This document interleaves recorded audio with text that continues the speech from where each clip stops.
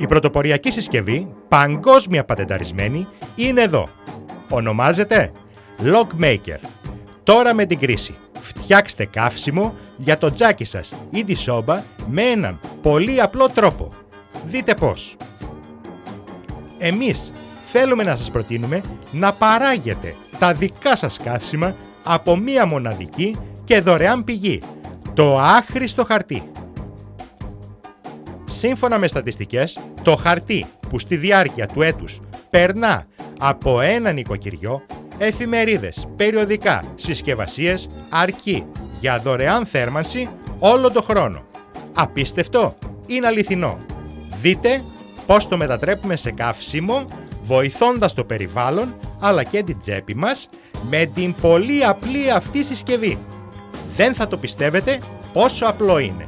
Εξασφαλίστε θέρμανση δωρεάν, κάνοντας κούτσουρα για σόμπα ή τζάκι από πεπιεσμένο χαρτί που καίγοντάς τα για τον απλό λόγο ότι είναι πεπιεσμένα, προσφέρουν ενέργεια και ζέστη για 2 έως 3 ώρες.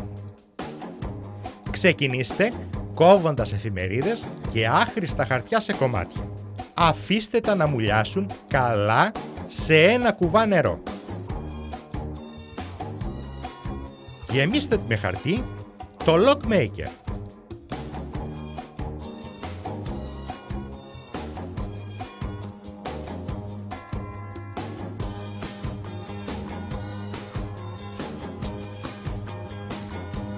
Μην το παραγεμίζετε, απλά γεμίστε το μέχρι πάνω.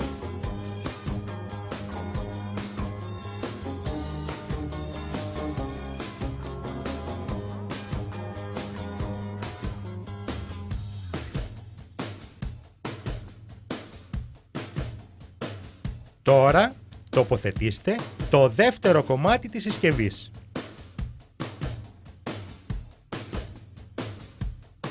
Πιέστε καλά μέχρι να στραγγίσει το νερό. Χρησιμοποιήστε τους 2 μοχλούς να φύγει όλο το νερό. Τώρα έχετε ένα κούτσουρο από χαρτί.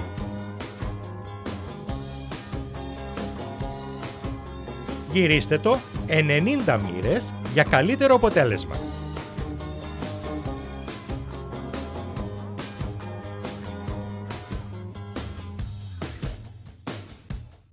Ξαναπιέστε και έτσι το κούτσουρο από χαρτί θα γίνει πιο συμπαγές.